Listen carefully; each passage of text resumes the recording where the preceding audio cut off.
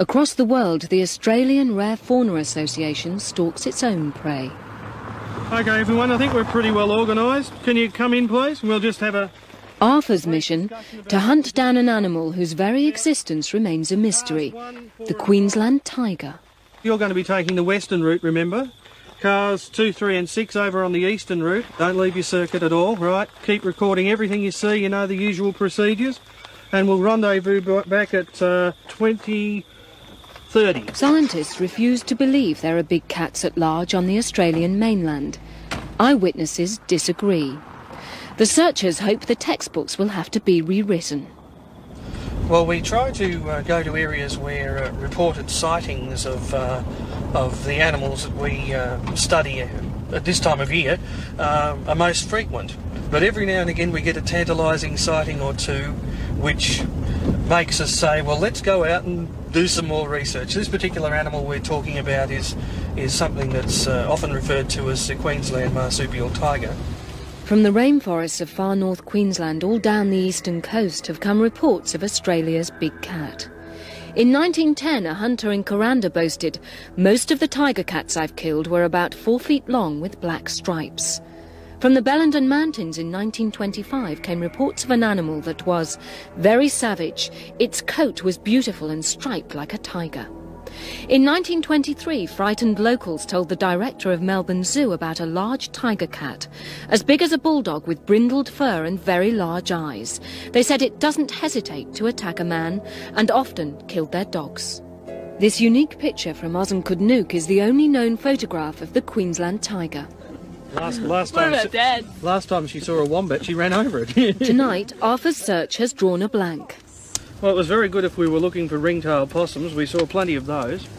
But I can't say we've had too much success tonight. So I guess there's always another day. We'll just keep on plugging away and see how lucky we can be. Cairns City, fine and moderate with fresh southeast winds with a top of 30 degrees. At Radio 4CA in Cairns, the Queensland tiger is the topic of today's phone-in. At 9:05, it's 26 degrees. I thought it was a myth. I don't think it's a myth anymore, because last time I mentioned it, we had about half a dozen calls from people who swear they have seen this creature in a limited area, fairly small area here in far north Queensland. If you're one of those people, can you give us a call now and give us a bit of a description of that beast, the Queensland tiger? Hello? Who's that? Fred Moulton. I'd like to have a talk about that tiger. Have you actually ever seen one? Yeah. We was going along the bush track in a vehicle, and it had been hit early hours of the morning, laying dead beside the road. It was like an average-sized cattle dog, a gingery colour, a face more like a bull terrier, quite solid, big teeth. Yeah. Gee, I wish you'd picked it up and taken it somewhere, Fred. Yeah, we never even thought about it. Yeah. Who's that? This is Ted here, John. Hello, Ted. Are you talking about the Queensland tiger, Ted? Yes. On Sunday, I decided I'd go over to the river and do a bit of panning for gold. I looked into the down and saw this cat, which looked back at me, and it had white stripes on it, and the hair would have been a dark colour with the white stripes. The stripes were white? White stripes, yeah. Against a darker background? Darker background, yeah.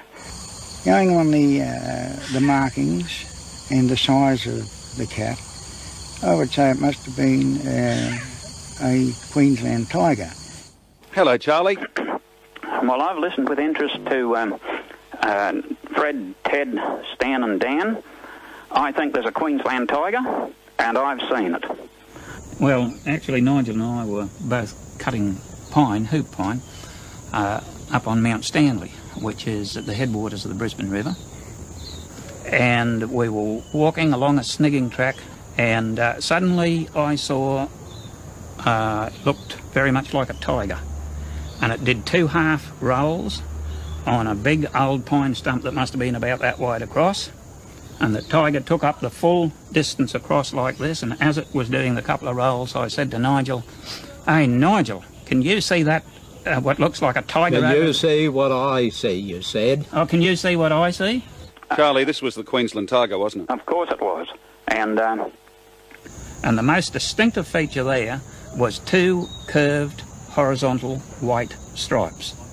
And surrounding that were these typical tabby cat, dark grey, merging into ginger.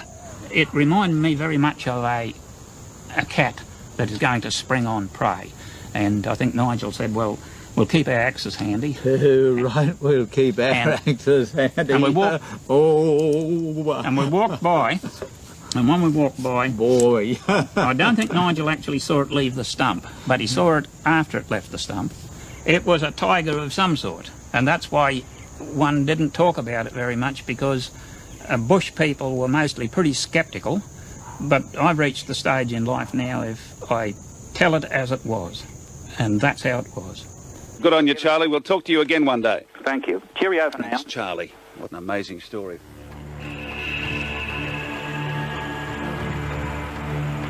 More and more Australians believe the Queensland tiger will emerge from the outback to confound the experts. As for the possibility that some countries may be harbouring cats unknown to science, that could well be the case. Every few years, zoologists are surprised to discover quite large animals previously unknown to them. They're usually quite well known to the locals, and indeed are often eaten by them. In Tasmania, reminders of the Thylacine, or Tasmanian tiger, are everywhere, but not the beast itself. The last pathetic survivor died in Hobart Zoo in the 1930s. Since then, it became officially extinct. From the end of the 19th century, thousands were flushed from their lairs in jungle and scrubland, sentenced to death by the bounty put on their head. For each dead Tasmanian tiger, the hunter earned £5, equal almost to a month's wages. Today, far from the city, deep in the bush, Rusty Richards plies his trade as a forester with only his bullock team and his dog for company. Usually. Oh, well, it was funny feeling. Seems like if all the hair stood up in the back of your neck when you see something you've never seen before. And I see every other animal in the bush. You know, he was standing on the track. He's about the first metre of that tree away, and he's had his head turned back and his little brick ears stuck up like that. I couldn't tell what he was till he turned round, and when he turned round he had the thick tail and the long brindle stripes going down him. I knew no one would believe him when I told him, but I didn't worry about it. That's all there was about it. In a lifetime spent travelling the world, Hans Narding has seen many strange sights. One night in the Tasmanian bush, he woke at 2 in the morning and switched on his spotlight. I saw an animal about the size of a Labrador, greyish coat, which was of course sopping wet.